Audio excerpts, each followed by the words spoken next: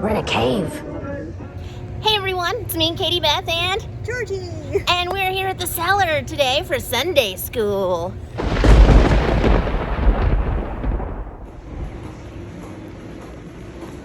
We're the first ones.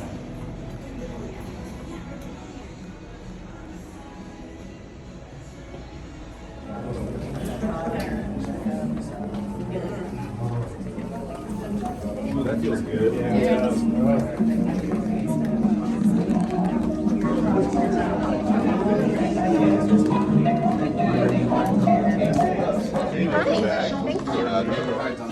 Okay. That's you.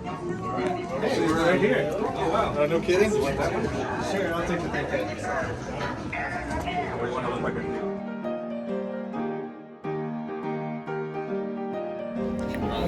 Whenever I do something really delicious, like this mac and cheese, I always try to find different ways to like taste it and savor it to see if I can replicate it. And there's definitely a good amount of homemade, like crushed crouton breading. There's definitely garlic in here. Some kind of, I mean, the bechamel is really good, and there's got to be like maybe some Swiss creaminess in here. Because it's really buttery tasting too. Yeah, it's freaking delicious.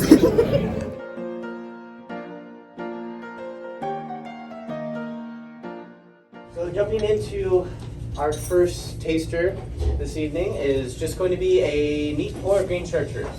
To be able to get a full understanding of what we're going to be talking about, we need to see it in its truest, most aggressive form.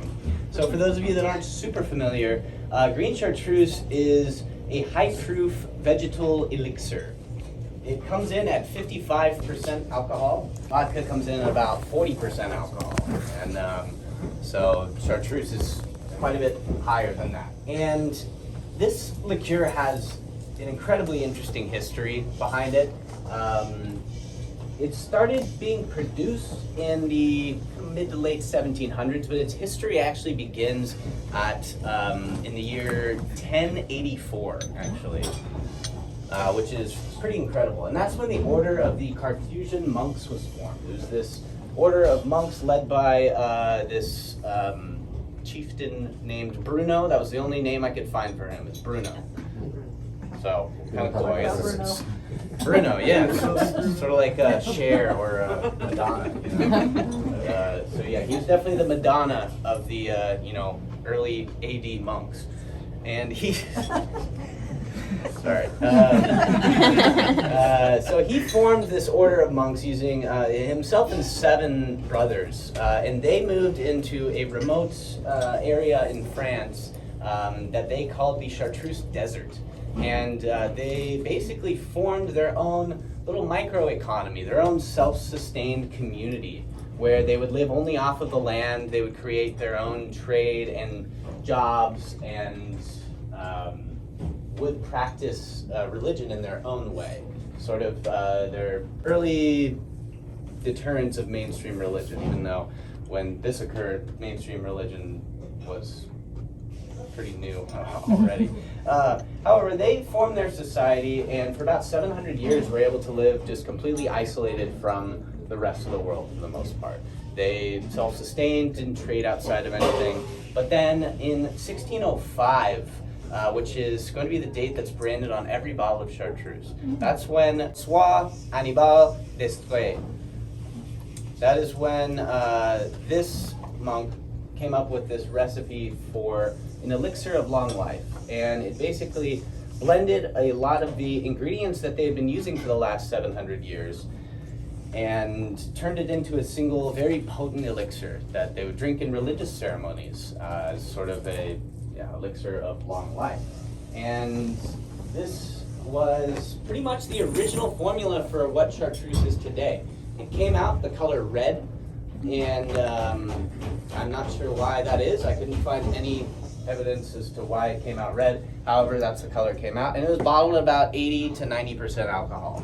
So not quite something we could legally serve in most states. So then about almost over a century later, In 1737, the current generation at that time of Carthusian monks were able to take this formula, change it, modify it to be more palatable, but to still contain the heart of what François Hannibal Destre had in mind. And this is the essential formula for what Chartreuse is today. It uses 130 plus different herbs and spices, of which that full formula is known only to 2 people. I'm sure some of you have probably heard me or someone else talk about Chartreuse and all the myths about it and everything. Some people say it's 3 people that know it, some people say it's 1, some people say no one knows the full recipe, it's just a bunch of different departments working together. That seems a little conspiracy driven to me. But as far as I can tell, about 2 people know this recipe. They're not allowed to travel together because if they both die in an accident, that recipe will be lost. And then every generation, this recipe is passed down to the next generation of Carthusian monks. They've been doing this for nearly 500 years now, and their history is very long and a bit treacherous at some points, and we'll explore some of that later. But that's sort of just an introduction to the birth of green chartreuse, the flagship chartreuse, and we'll get into what other kinds of chartreuse there are, how it's used in cocktails, and how we came from that starting point to where we are now. So do enjoy the rest of that first taster, and I'm going to get working on your second one. Thank you all very much. Thank you. Sure thing.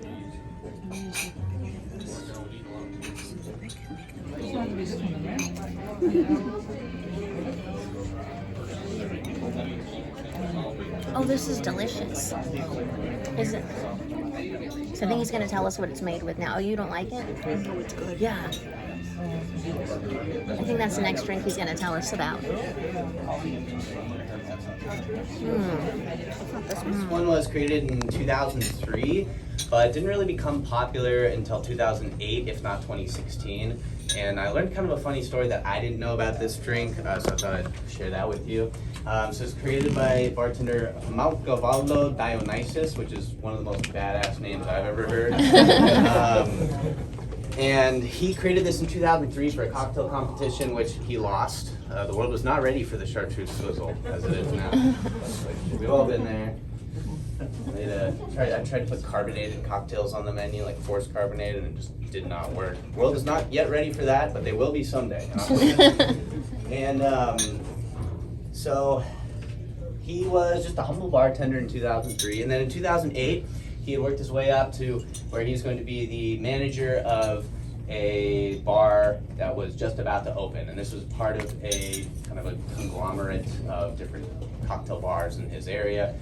And on his first night of opening, he decided he needed to make some room on his back bar. So he got rid of almost all the vodka. And he just said, all right, no one really drinks vodka anymore. We're here for cocktails. So I'm just going to get rid of all that. And then not even just the owner of the bar, but the owner of this conglomerate comes in. The first thing they ask for is, can I just get a Grey Goose on the rocks? And so he freaks out and he says, how about I make you one of my cocktails? You can let me know how that is. And they say, all right, I'll give it a try. You know, this is their business. They want to give him the benefit of the doubt and everything. So he makes him this chartreuse swizzle that he hasn't made in a while. And it absolutely blows this owner's mind. And this owner is also joined by a lot of people from the press and various magazines and things like that. And they just absolutely love this cocktail and they want to write about it. And then, so in 2008, it starts getting published in all these cocktail books. And in 2016, it was named sort of a modern classic, which is a bit of an arbitrary term, but it still is notable. So this drink uses green chartreuse, pineapple, lime, and Phreaner, which is going to be a tiki spiced cordial. They do offer that in stores, but I think the best Phreaner you're going to have to make at home, and it does take a bit of time. Luckily, my time is worth nothing, so. So what can we learn from that story? Don't carry vodka at your bar. So that's sort of a fun story behind that. The original recipe calls for 1.5 ounces of green chartreuse, which is the largest quantity of chartreuse I've ever seen in a cocktail. That's basically using chartreuse as the base spirit. When we say base spirit, we mean the primary alcohol in that. So in a in a gimlet, we're going to use a primary spirit of either gin or vodka. Same thing with a martini. In a daiquiri, we're going to use a primary spirit of rum. And in this, we're using green chartreuse as a primary spirit, which again, I don't think I've ever seen anything done well that uses chartreuse, green, yellow, or otherwise, as a main spirit. So that is something to definitely be impressed with. It uses 1 ounce of fresh pineapple juice, according to the original recipe.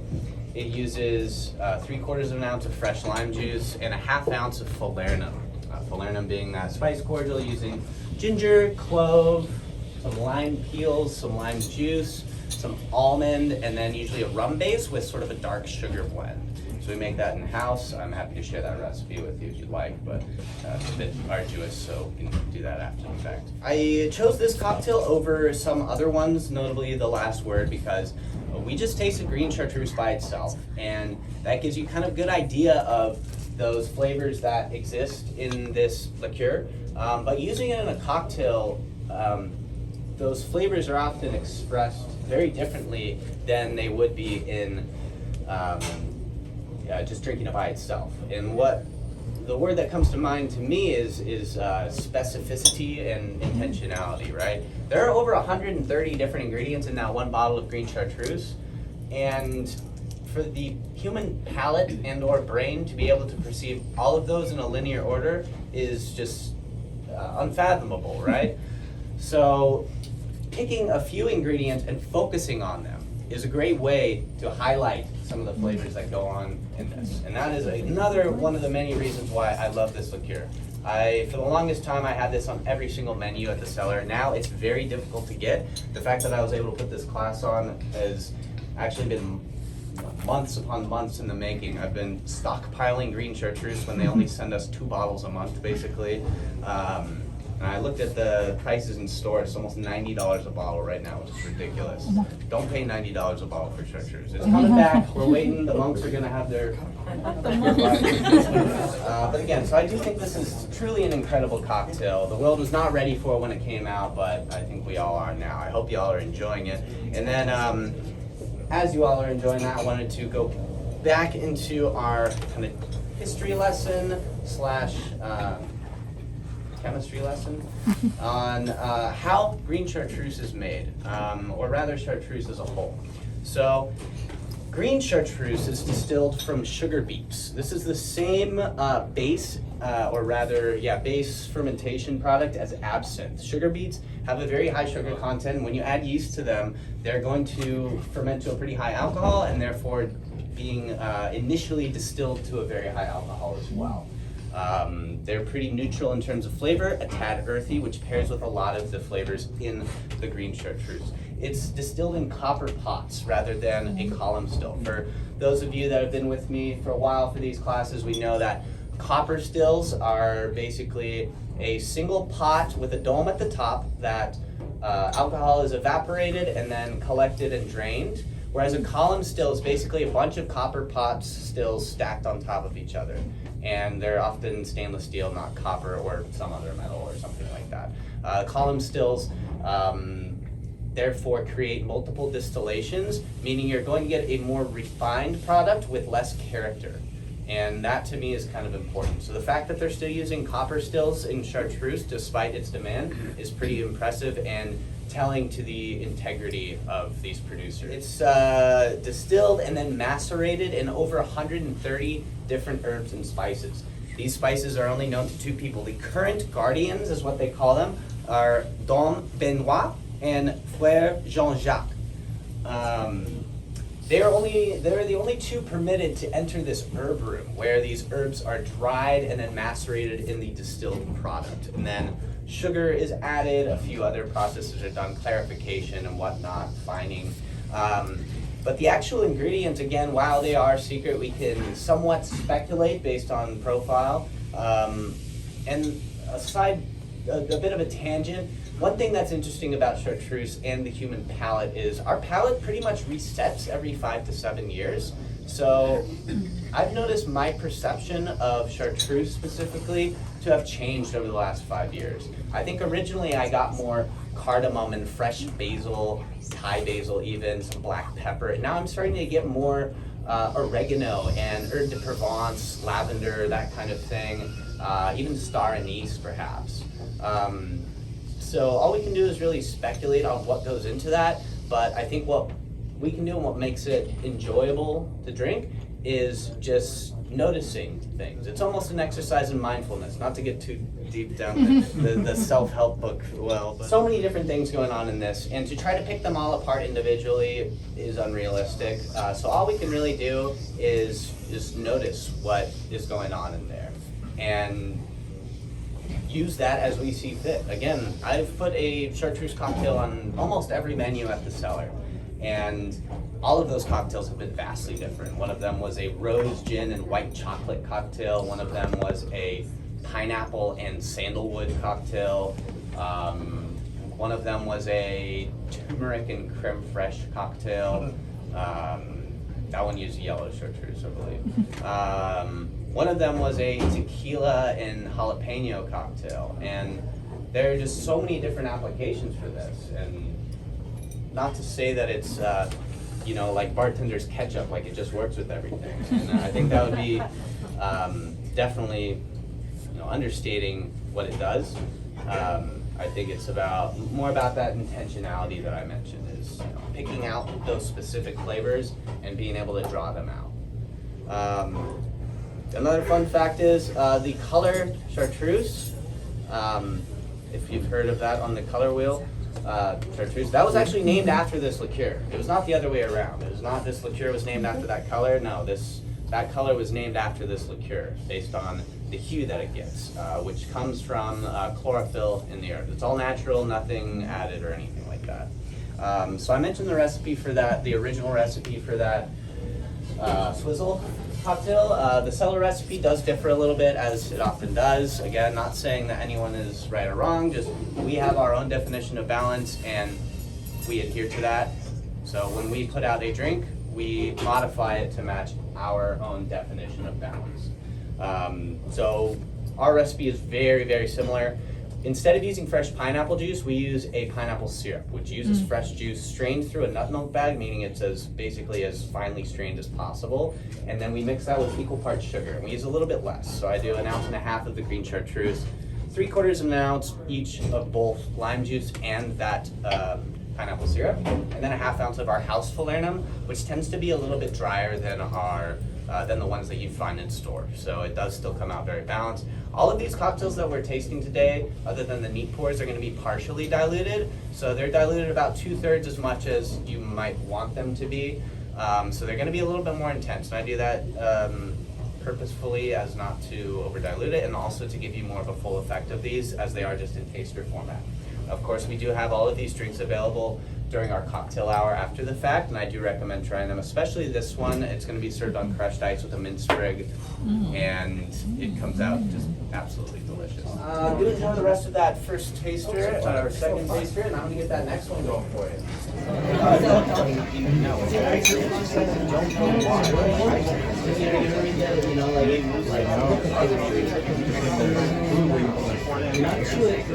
I like the first one better, but I actually still like this one. Yeah. It's the vermouth and it makes it a little extra. I thought I tasted honey, but it's not honey directly in there. I think the vermouth brings out the sweetness though. And because it's barrel aged gin, that's has a little bit more of that. That's what I initially tasted with it. It was like the barrel. Yeah. Yeah, for me that was the initial, and then the vermouth, and then you have it cradled in that Chartreuse. Tasting yourself. This is strong stuff. for our last cocktail with the green chartreuse specifically. This is the Bijou, which in French translates to jewel. And I always thought that it was called jewel because the color resembled some sort of jewel, but it looks more like sort of a amber resin or something like that. And then I just learned that it's actually named after the 3 jewels that make up its ingredients, which are going to be green chartreuse representing the emerald, it's going to be sweet vermouth representing the ruby, and then gin representing the diamond. This drink sort of reminds me of somewhere between a Negroni and a Martinez cocktail. It has elements of both, but is neither. And it's a pretty fun application of green chartreuse in a spirit-forward cocktail. Green chartreuse being so high proof, it's often difficult to use in those spirit-forward, old-fashioned Manhattan, Negroni-esque cocktails as such. But this one, it definitely works. This comes from a pre-prohibition bartender named Harry Johnson, I believe.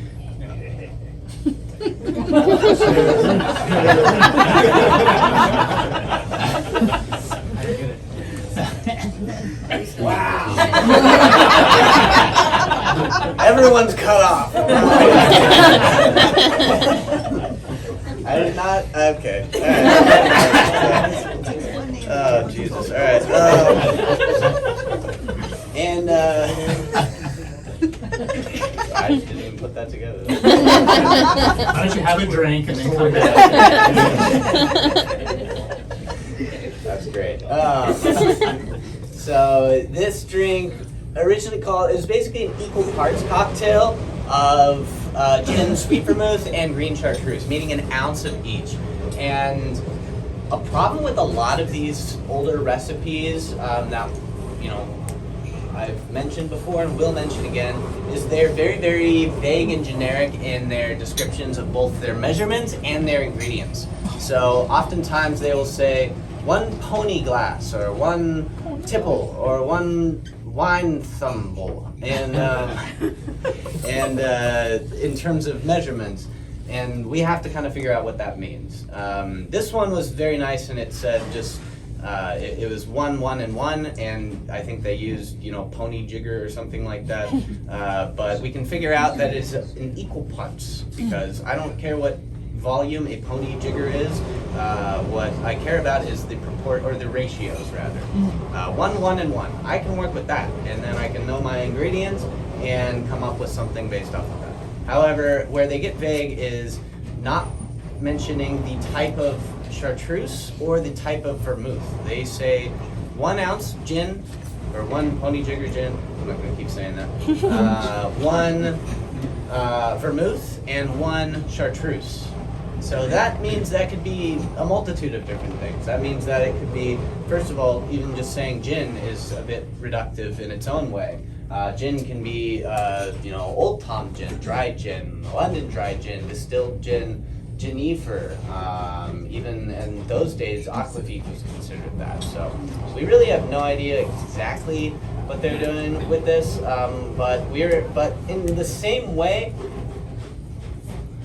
in that they are vague with their recipes, we're able to be more liberal with our interpretations.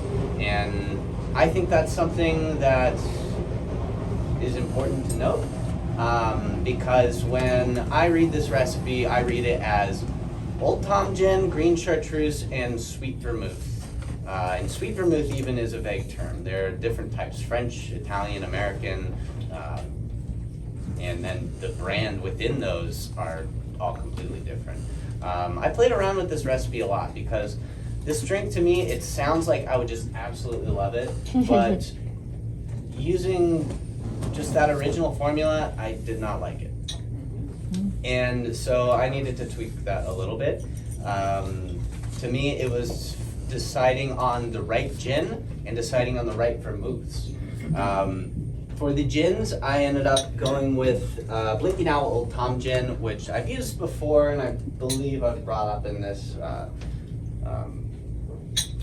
these classes. But it's going to be a barrel-aged gin made in Santa Ana, actually. Yeah, the great county of Santa Ana. But they do a really great job. This gin is actually finished in Napa Valley Chardonnay barrels, and it comes out really nice. So Old Tom Gin is basically the predecessor to London Dry Gin, so our Bombays and our Tanquerays, but it is the antecessor. It comes after. It comes after Geneva, which is going to be the original formula for gin. It's basically an unaged or sometimes aged whiskey that is infused with juniper and other botanicals and things. So Old Tom is a little bit sweeter than our traditional London Dry gins, and oftentimes barrel aged. This one I think is barrel aged just the right amount. They actually say in their description of this gin that it is barrel vacationed. Because no, that's true. Yeah, that's what they say. It's barrel vacation because there's actually a legal aspect to saying barrel aged. There needs to be some certain requirements behind that, and it also creates some issues with taxes, I believe, because of like barrel transfers and costs and such. I'm not an expert on that. However, it's a great gin, and I think it stands up very well in this. It has this bit of pepperiness and spice that I think pairs beautifully with the chartreuse, and therefore we need a sweet vermouth to pair with that as well. That brings me, I'm not going to get too tangential, but the idea of complementary versus contrasting ingredients. So to use a complementary ingredient, we would want something that's bold and hot and peppery, but then what we're going to be left with is just an unpalatable mess of spice that we're not going to be able to perceive. Again, the idea of 130 different ingredients in this bottle. We can't be expected to taste all of that at once. So then we need to go with more of a contrasting ingredient. So I use Cocchi Torino vermouth, which is going to be a much softer Italian vermouth that has a bit of pine notes to it, but also some soft chocolate notes and overall round flavors. And when I say round, I mean, you know, the sensation, I don't know how to describe it better than round, but round. Round. So I decided on that. That way we have a gin that can stand up to the chartreuse. The chartreuse is going to cut through whatever you throw at it. This is, you know, an intense ingredient, similar to absinthe in the same way. It's going to stand up to whatever you throw at it. So at that point, we're not focused on just throwing more flavors at the human palate. We're focused on balancing a drink so that we can perceive it in a certain way. And Cocchi Torino vermouth is a good one to use in that sense. The other alternative would be Carpano Antica, which is a lot bolder. Still a great vermouth, makes a mean Manhattan. That's what we use in our original Manhattan recipe here at the Cellar. But in this case, the Cocchi Torino pairs well in terms of its sort of tertiary notes. This notes of pine and subtle herbalness kind of blends well with the chartreuse and the gin, but its overall profile is what makes this drink balanced. That is how I would put that. Now, our recipe is a bit finicky, as it often is. I use an ounce of that Old Tom gin. I only use a 3/4 ounce of green chartreuse. We have to think about how ingredients have changed since these specific cocktails were made. This was a pre-prohibition drink from the 1900s, 1890s. Technically, it was published in 1900, but 1890s is when it was created, to my knowledge. And chartreuse is one of those ingredients that is, in the same sense as wine, it does change over time, and it changes with vintage. The terroir of the land changes. The ingredients that are in this bottle are not necessarily identical to those that were in there 120 years ago, right? Just based off of, you know, maybe the same ingredient per se, but that ingredient may not taste exactly the same. And to me, chartreuse has gotten a little bit more intense, hot, spicy, bold, and dry than it has even in the last 5 years when I first tried it. And that may be my own personal bias, just my own palate changing and developing. But that's how I perceive it now, and that's how I'm going to work with it. So I only use a 3/4 ounce of chartreuse. I think that's all we need for that. And then I use basically a shy 1 ounce of that Coqui Torino vermouth. So just a hair under a full ounce. It's, my old bar manager here used to say every bar spoon makes a difference.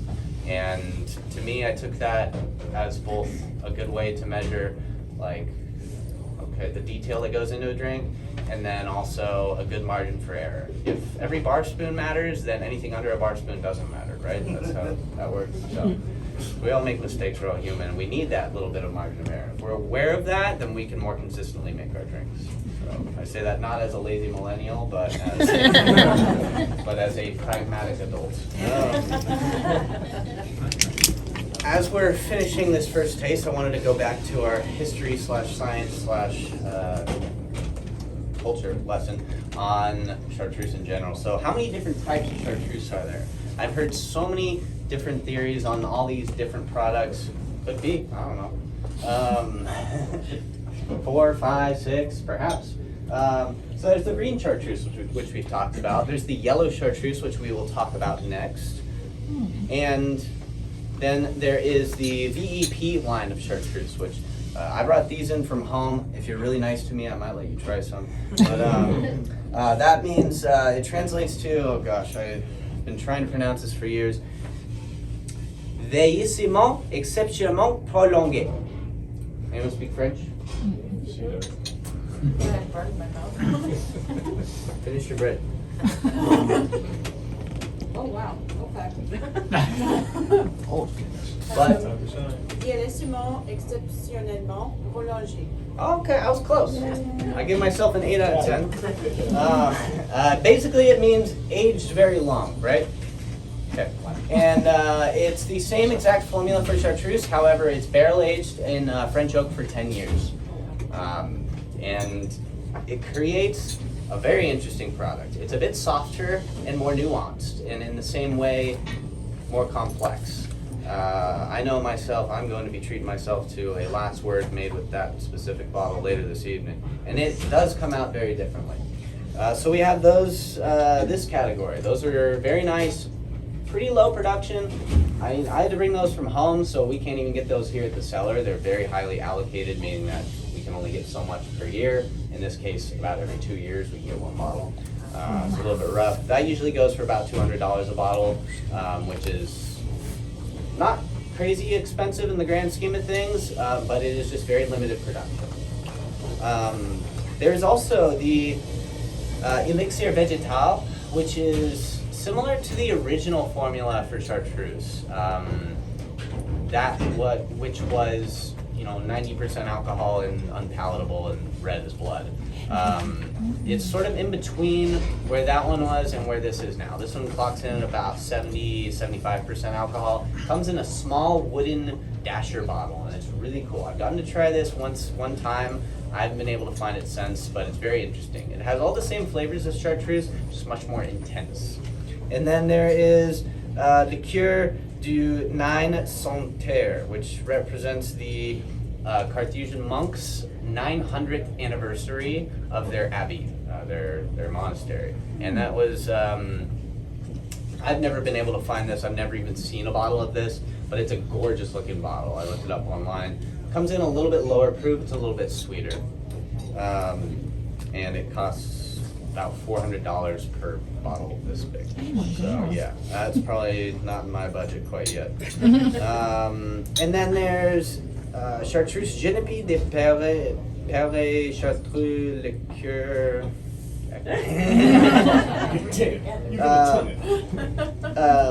That is basically a Genepi, which is a word for, or a term for a blend of herbs used that come from the French Alps, a specific blend of herbs. It's also called mugwort in English, which is another example of why the French have such more of a beautiful language. Mugwort versus Genepi. I haven't gotten to try that one either. It looks pretty cool. It almost looks counterfeit, which we'll get into some kind of counterfeiting type things soon. However, I'm gonna bring out this next taster. We're gonna be tasting yellow chartreuse by itself. To our next flight, another neat pour. How's everyone feeling? Good. your green chartreuse, and we're on to yellow. The Cartesian monks are not super creative in their names, so they named the green chartreuse because it is green, and they named the yellow chartreuse because it is yellow. What's the difference between green and yellow chartreuse? Aside from the color. Obviously, both of these are going to be in the same style, both herbal liqueurs, fairly high proof, French, considered in the category of kind of a Genepi, alpine liqueur, right? Yellow chartreuse was introduced as more of a milder version of the green, and it uses a different blend of ingredients. It also comes in at a lower alcohol percentage. Green chartreuse being 55% alcohol, yellow being only 45% alcohol, which is still quite high. 5% higher than your standard vodka or even most spirits. Rums and tequilas generally are right at 40% or 80 proof. This one is right at 90 proof. It gets its color instead of the chlorophyll that gives the green chartreuse its green color. This uses more dried herbs and spices, and specifically it uses saffron to get its color. Saffron being that wispy red spice that, if I'm not mistaken, is still worth more per gram than gold. Yes, it is very light as well. So a gram of saffron is quite a lot. But that is where that color comes from, and a little saffron goes a long way. And it gives it a bit more of a savory touch as well, so we get more notes of, yes, that saffron, of course, some vanilla perhaps, some anise, maybe some more like sage, if anything. This one's a little trickier to pick apart. It's a bit eclectic and homogeneous. Moving forward in the history of chartreuse, the yellow was introduced sort of, again, as that milder substitution for the regular. I think they said, oh yes, they created this, the Chartreuse jaune, yellow, jaune, as a milder invitation to drinking amateurs. That is what they said. So I guess, yeah, 45% alcohol, that's for amateurs, that's what they said. But so this community of monks, we talked to them in the mid-1700s, that's when they started producing this. They had already been living self-sustainably for 700 years, and then by the mid-1800s, 1840, they were pretty much completely sustained off of sales for chartreuse. So they would basically make chartreuse and pray, and make chartreuse and pray. Chartreuse and drink. That's my suspicion. Yeah. I can't confirm or deny that, but I suspect as such. In 1848, they started to notice, because the popularity of this liqueur and liqueurs at this point had grown so much, they noticed that there were a lot of counterfeiters putting out other herbal elixirs that they would label as chartreuse.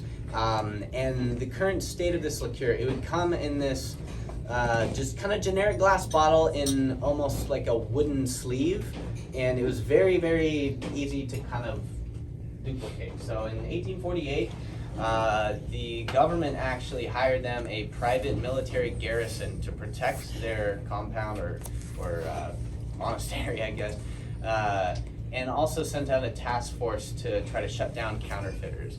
The monks on their end, they decided to rebrand how their bottle was presented, and that leaves us with sort of the bottle that we're used to today, which is this specific shape of bottle that does have their logo imprinted on the side. This actually took a lot longer for this actual bottle to get made, but this is when that process started. And along with that process being started, about the same time as the military started supporting them, the Pope decided that he didn't like chartreuse. And the Pope said that these monks were living solely off of profits from the chartreuse, and he said that that was not appropriate for their religious commitments. So he said that they should move their distillery off of their monastery. And the monks said, no, we will not do that. And they held steadfast for that for about 50 years, actually. So this pope and the pope after were very against them. But after about 50 years, the government came in, and instead of that military garrison protecting them, that military garrison turned on them, basically. It was a different garrison, but same idea. And they forcibly evicted them from their monastery, despite a lot of protests. And that was in 1903. So they were removed from their distillery, or rather their monastery, and they were forced to create a bunch of other distilleries. They had to diversify their assets. So they made some in Marseille, Fauvois.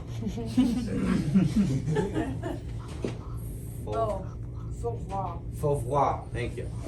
Wow. And then one in Spain, actually, because they were worried about the French government kind of controlling their assets, so they diversified to some in Spain.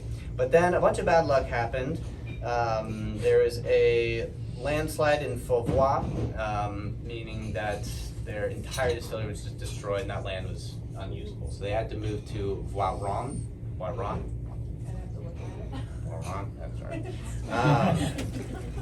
And then, while they thought they were safe in Spain, there was a civil war that happened in the town that they're using, and their entire distillery got blown up in a bombing, which is quite sad. But yeah, they just had a lot of bad luck with these distilleries. However, to their luck, in 1945, they were actually allowed back into their original monastery, where they continued their distillation process as they did before. But this was almost a 100-year journey from when they were asked to leave to when they were allowed back in. And they kept putting out the product regardless. You know, 3 things in life are certain: life, death, and and Chartreuse, right? And then in 1950, that's when they finalized the bottle that we know today. Popularity continued to grow. There was a decline in the 1980s and 90s. And then the modern craft cocktail movement definitely helped things. A lot of influence from popular culture as well helped that. It was noted in the Great Gatsby, actually, that I think Jay Gatsby invited Nick and Daisy to his house, and he served them a glass of Chartreuse. Didn't say which kind of Chartreuse, but I would assume it was green, because yellow they weren't drinking amateurs. It was also referenced in one of Alfred Hitchcock's movies as well, and a few other references as well. But yes, so Chartreuse has definitely held its place in history, and that was just a taster of the yellow Chartreuse, along with the history of where Chartreuse is now. And then we will get into our next taster, along with a few other fun facts about Chartreuse and cocktails as we know. I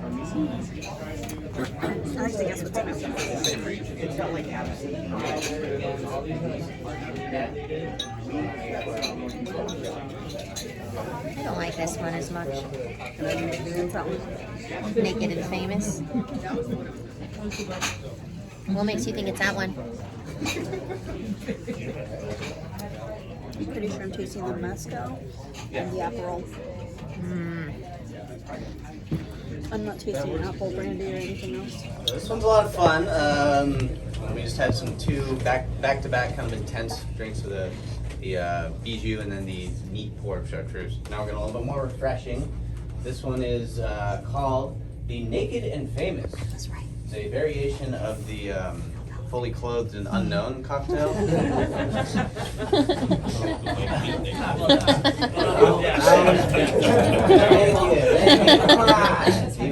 this another Harry Johnson thing? Harry Johnson. I don't want to hear that. All right. And yet that is the name for the cocktail. Naked and Famous. It was created in 2011, so considered a modern classic. It's actually officially considered a modern classic, which to me is something that should remain arbitrary, but is apparently not entirely. But it uses yellow chartreuse, mezcal, Aperol, and lime juice in the original recipe. We at the Cellar switched it up just a little bit, but it's still pretty identical.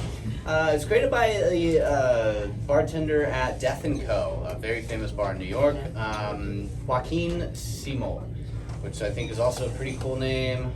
All these famous bartenders have such cool names. My name is Jason Phreaner. That's a little boring, right? So this bartender, he called this cocktail a bastard love child of a last word and a paper plane, which I think is pretty apt. Paper plane being a bourbon, Aperol, Amaro, and lemon juice cocktail. Last word being a gin, green chartreuse, lime, and maraschino liqueur cocktail. So this one is in that same realm. This is included in the list of International Bartenders Association recognized cocktails.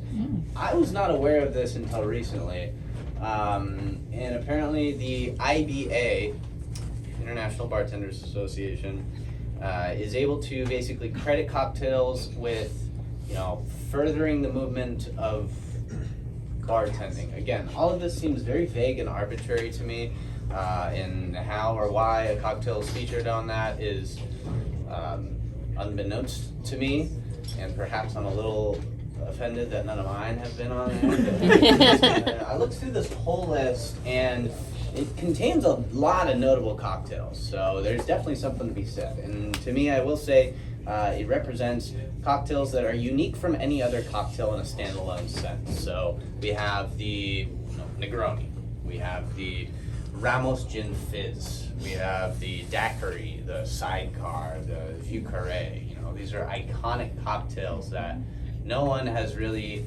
a lot of, the saying that comes to mind is, often imitated, never replicated.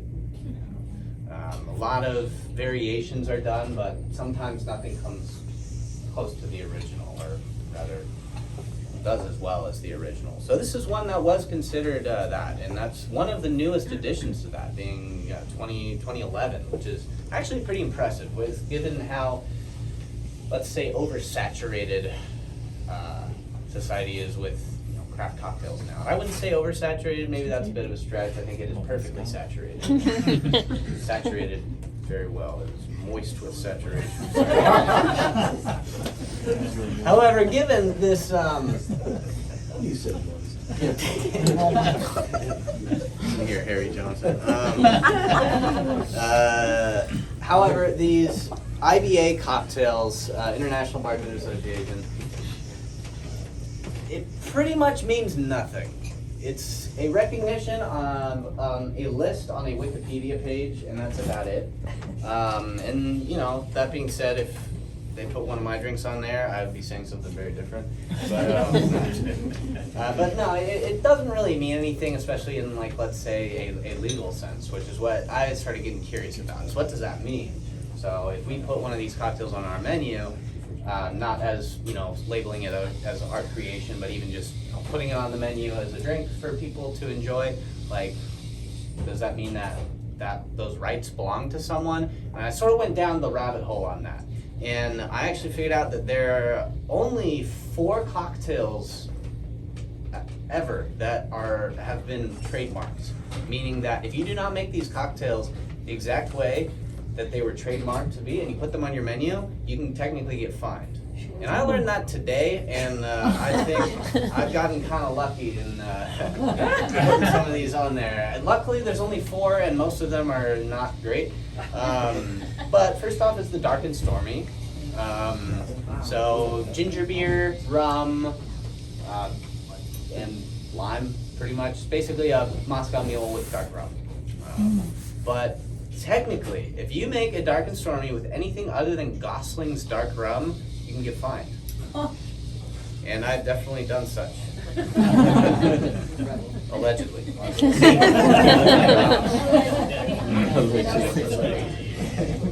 And then one that has been making me twist my noggin is the Painkiller Cocktail. I had no idea. This one is a trademark cocktail. If you make a painkiller with anything other than Pusser's rum, you can get fined for it. I didn't know that, and I'm going to be putting a clarified painkiller on the menu next Friday, which I do invite y'all to try. All right, cool. I can't afford that. What was that? Pusser's rum. Pusser's rum bought it. So it was the Soggy Dollar Tiki bar. They came up with the recipe and they used Pusser's rum. Pusser's rum found out about this recipe and they decided to basically buy the rights. I don't know too much about the process for buying those rights and what that actually means. It's basically just a branding thing. I think the very first cocktail to be trademarked was the Bacardi Cocktail, meaning which uses Bacardi white rum, Rose's grenadine, and Rose's lime cordial. It is one of the nastiest cocktails I've ever had, and I don't think it is currently trademarked, but it is. But it is pretty bad. Also, the Sazerac cocktail, trademarked. I didn't know that either. It comes from the Carousel Bar, I believe, or yeah, and then Dark and Stormy bar. Okay, thank you. Dark and Stormy. Yeah, a lot of these are New Orleans ones, and now yes, the Sazerac House has trademarked the Sazerac cocktail, and if you don't make it with Sazerac whiskey, you can get fined. Again, we do not do it, allegedly. And lastly, the hand grenade cocktail, another New Orleans one. I don't know what these lawyers in New Orleans are doing, but they are damn good at getting these. So the hand grenade, I'd had one of these. I had it on a spring break trip to college, and I don't remember anything else after that. As far as I could find in terms of what goes into the hand grenade is rum, lime, sugar, more sugar, and then a little bit more sugar. And so yeah, but it's basically a bright green served in this kind of tube with a grenade-looking thing at the bottom. I don't remember it fondly, but this bar, the Tropical Isle bar chain, New Orleans, they did trademark this cocktail. And they actually pay someone to look into counterfeiters. And so anyone that reports someone else for trying to recreate this drink, if they just report it or report it as a tip or even anything like that, they get $250. Oh, wow. Yeah. So that's gonna be our cuff for the night, and I want you all to just email this person saying like, hey, this guy's, because I mean I can deny that, and then y'all get $250, right? There you go. But yeah, the sacrifice is you have to drink a hand grenade cocktail. So up to you. So the Naked and Famous. Going back to that, despite my tangents, was, again, yellow chartreuse, mezcal, Aperol, and lime juice. This is an example of a drink that I think is very well made, but doesn't technically fit the profile of the Cellar for balance.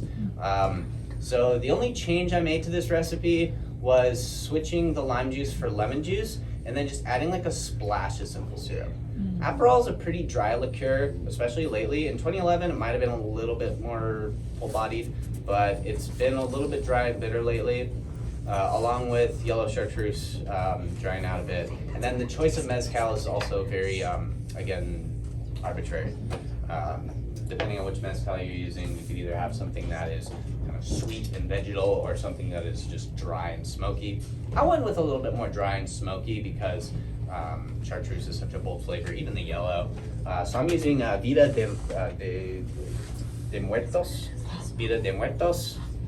And it's going to be the Del McCoy line. They originally came out with Vida being almost one of the flagship mezcals of the American craft cocktail movement. And it became so popular that it got really bad. And that's something that we see a lot. Is as a spirit gains popularity, its quality tends to diminish because the production is not able to sustain that quality. So Del Maguey acknowledged that, and they came out with Vida De Muertos, which is going to be their higher end version of Vida, kind of returning it to that original formula, if not improving on it. So we use this as our house mezcal. I love it. It's great. Very smoky, dry, but still has a lot of character. We're using Aperol and yellow chartreuse. Then I use lemon juice. So another saying of my former bar manager was, a lot of times I'd be making a cocktail and I'd be like, I just can't figure out what is wrong with this.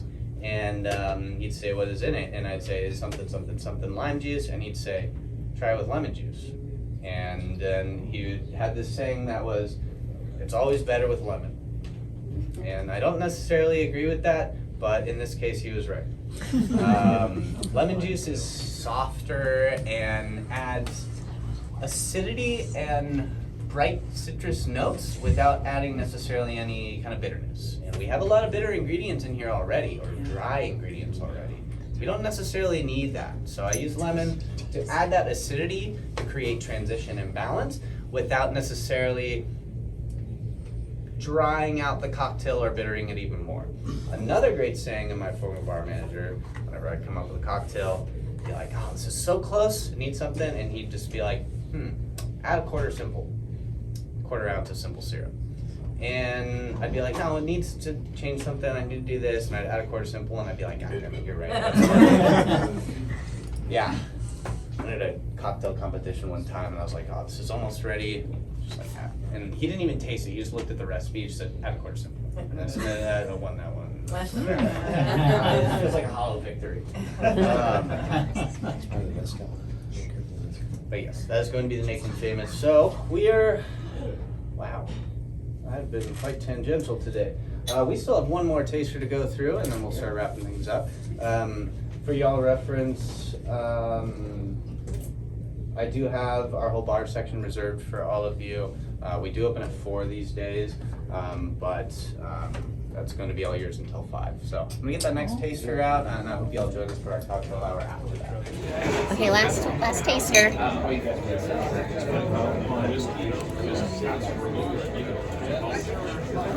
It tastes like a normal, it almost tastes like, I can taste the apple brandy. I can taste the vermouth. it tastes like a honey and whiskey drink to me. I can taste the whiskey. Maybe because I keep eating all this honey on the plate. But I think the kicker for this one is the whiskey and the apple brandy really round it out nicely. Like they bookend the core flavors. And this is Drinking 101 with Katie-Beth. And Jason with the F name. It was an F name, right? It was like Thanks, Jason. This cocktail and I have a bit of a tumultuous past, but I do think it is a great drink and is noteworthy. So I've been making this cocktail for a while, and I've always told people, oh yeah, it's called the Diamondback because it kind of stings like a rattlesnake bite. You know, like a very, very spirit forward, kind of get on top of you if you're not careful. But I just learned that it was actually just named after the Diamondback Lounge at the Lord Baltimore Hotel.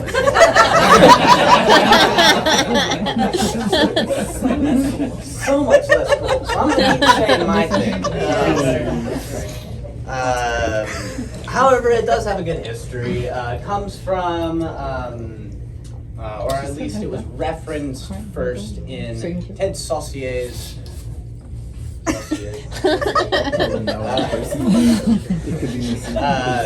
his great cocktail book called Bottoms Up, published in 1951. And this drink is another one of those that is referenced somewhat arbitrarily. It calls for 1.5 ounces of rye whiskey, 3/4 of an ounce of apple brandy, and 3/4 of an ounce of chartreuse. It doesn't say which chartreuse. regardless of which type of chartreuse. That is more alcohol than we can legally serve anyone in the state of California. I don't know how they do things in Maryland, but that is a whole lot of booze. Rye whiskey usually comes in between 40% and 45% alcohol, meaning 90 proof.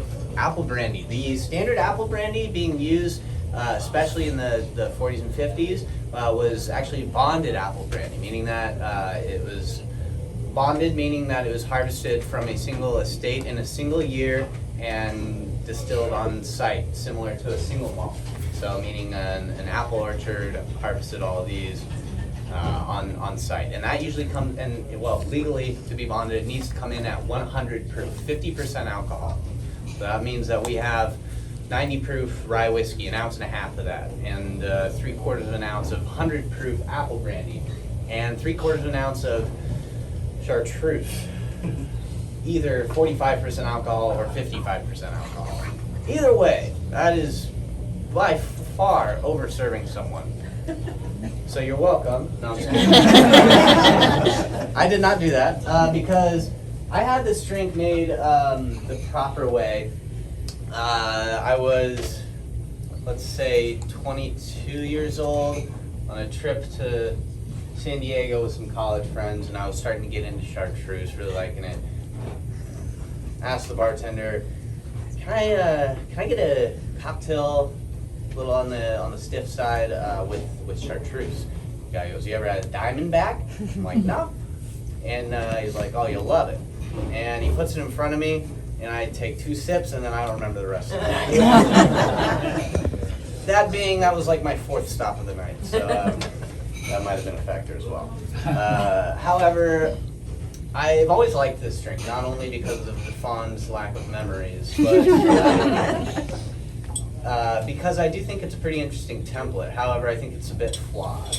First of all, using that much alcohol is going to overwhelm your palate, as we've talked about, both in the sense of alcohol and then in the sense of flavor. There's nothing to lengthen those flavors, so we have chartreuse and rye and apple brandy. All those are just mushed together with no discernible reason.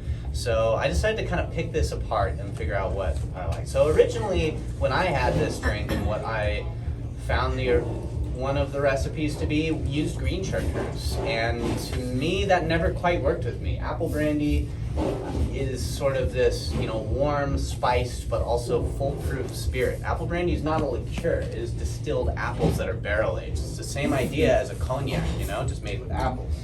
So to use it in the sense of a liqueur is myopic, is the word I might use. And so, keeping that in mind, rebalancing that drink around the ingredients, factoring in that we're not using any weak liqueur and we're using multiple high-proof spirits. I needed to tweak it a little bit.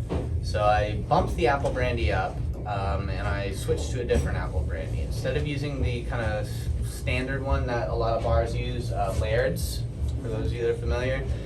Laird's bonded Applejack brandy, very common, great brandy for apple brandy, but I ended up switching to another one called Copper and King. It's going to be another American apple brandy, a little bit softer and a little bit more spiced, and that comes from the barrel influence and the lower proof. So it creates more of a transition between the rye and the apple brandy. And then instead of using the green, I went yellow because I think of spiced apples, and I think of, apple pie, that kind of thing. When I think of yellow chartreuse, I think of, vanilla and spices, star anise, even, burnt sage to an extent. And it makes a little bit more sense than the intense green, dry, grassy aromatics of green chartreuse. And then even that, to get that at proof to where I can legally serve it, it would be a very short cocktail. And it still needed some length. It was a bit sweet and a bit tight, I guess is the word I would use. So I added a little bit of Italian vermouth to basically lengthen those flavors without taking away or substituting any other flavors.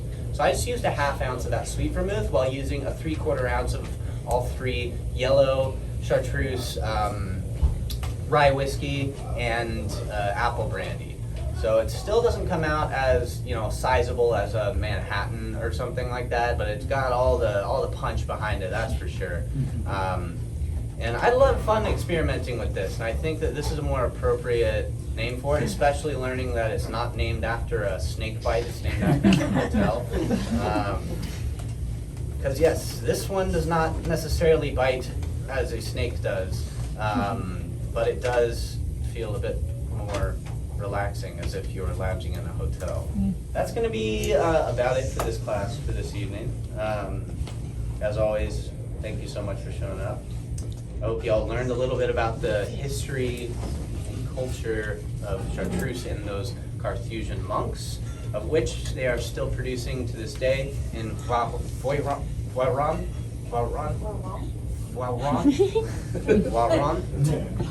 which is going to be near the Rhone area of France, so sort of east semi-south, for those of you familiar with wine and such.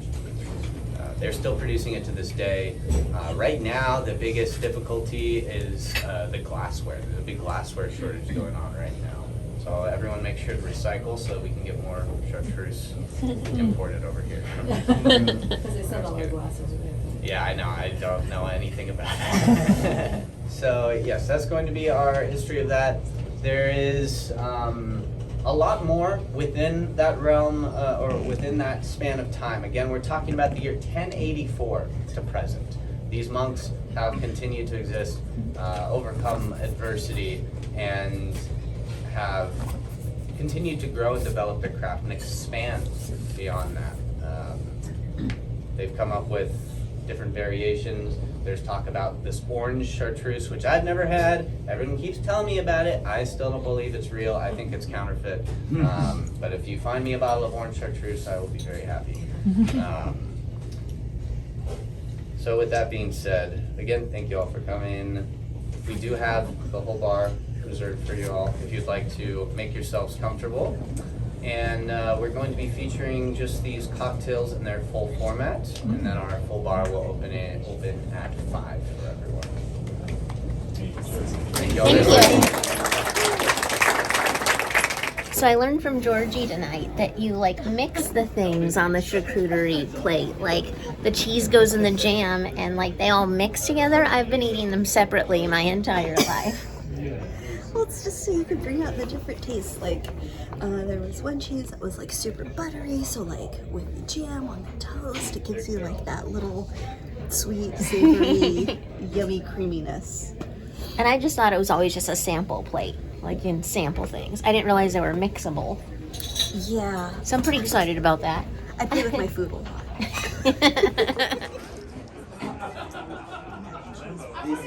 Mac and cheese with what? That sounds horrible.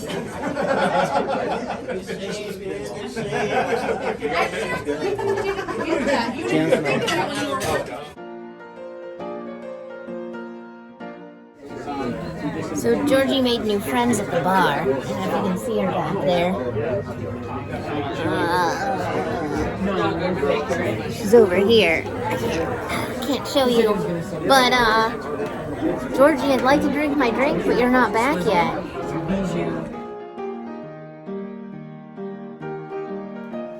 So I'm just getting home, and we had a really freaking great time. We met some other people at the bar that were really, really cool. Thank you, Jason, and thank you, the Cellar. We had a great time. We love Sunday school. Thank you, bye. Have a good night, everyone. Bye.